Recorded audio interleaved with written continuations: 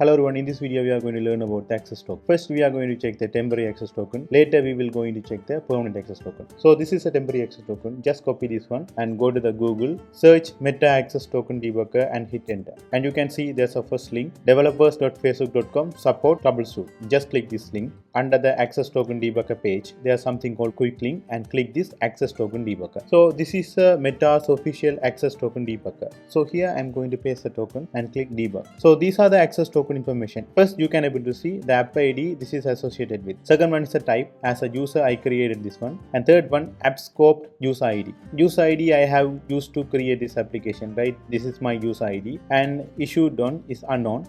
Expire because it will going to expire in hour because this is a temporary access token. The next one is a data access expires. In about 3 months this data will lose its access, which means if you replace this token after 3 months, you won't find anything in this access token debugger page. This is valid token.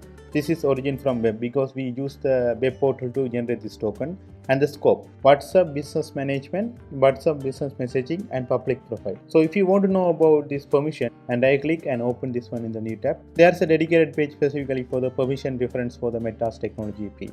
So I just Ctrl F, I am going to search. You can see in the bottom WhatsApp business management and below WhatsApp business message. These are the permission, description and the use case. If you want to generate any QR code associated with this one, the WhatsApp business management permission is necessary. So if you want to send messages, then your token should contain the WhatsApp business message. So now what I am going to do is I am going to generate a permanent access token. So in order to generate permanent access token, just go to that apps. So this is an app we have created in the last video. You can able to see tutorial setup and business, right? So what you need to do is you need to click the educational tutorial. This is the exact link for your business. If you click here, you can able to see I got the error message because they're having some bug, because you can able to see the URL business.intern.facebook.com because this is an invalid URL. I hope sometime they might fix in this feature. So business.facebook.com, right? So just hit enter. So this is a business portfolio page. So you can able to see in the left side something called system users. So just go to the system users. So if you want to create a permanent access token, first it should contain a system user. So I'm going to create a system user first. So I just click add and here I'm getting one pop-up. So to help maintain the integrity of Facebook advertising, please review and accept non-discrimination policy on behalf of your system users. So I just click accept. So I just click done.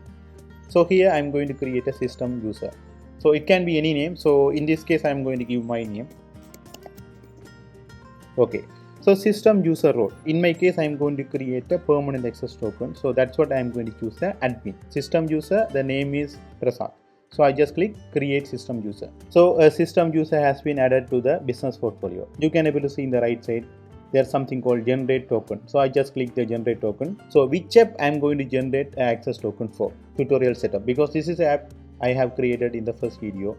I just click this one, click next, and there are two things. One is 60 days, that's a recommended one, and second one is a never. If you want to test it your platform, better to choose the 60 days. So in my case, I'm going to work with the tutorials guys. That's what 60 days is enough. So I just click next. So in the third option, I'm getting one error. What permission will be granted to the app? No permission available.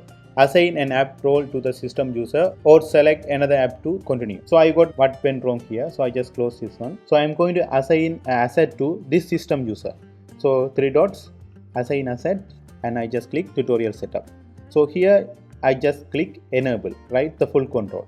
Click assign asset. So now I have successfully assigned the asset to this system user. Again, I'm going to click the generate token. So here I'm going to choose the tutorial setup and click next. And as usual, I keep it as 60 days, next. And here again I am getting one error. So I just close this one. I'm going to refresh this page. In the bottom I can able to see the full access. So I just click generate token. So again I am choosing the tutorial setup, next, 60 days, next.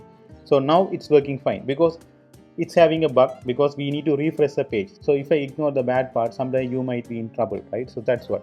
So select permission. So as I mentioned before, if you want to work with the WhatsApp Cloud API, you need to have a main 2 permission. What is WhatsApp Business Management? Another one is a WhatsApp Business Messaging. That is fine, and I just click generate token. I have generated the token successfully. I just copy this one and I'm going to serve it somewhere else, and I just click done. So now again I am going to the access token debugger. So I have pasted and debug. App ID the same, the type here now the type is system user, not the user. tab scope, right? So I have created a system user, the name for Prasad, and then I have generated token. 35 seconds ago it's generated and expires. So it will going to expire in 2 months because we choose the 60 days. And data expires is never going to expire. So if you come after a few years and paste this token and click debug, you can able to see this information. And valid is true, origin unknown, scopes, right? You can able to see WhatsApp business management, WhatsApp business messaging, additionally public profile. I hope this will be a good tutorial for you guys, and thank you so much, and see you in the next tutorial.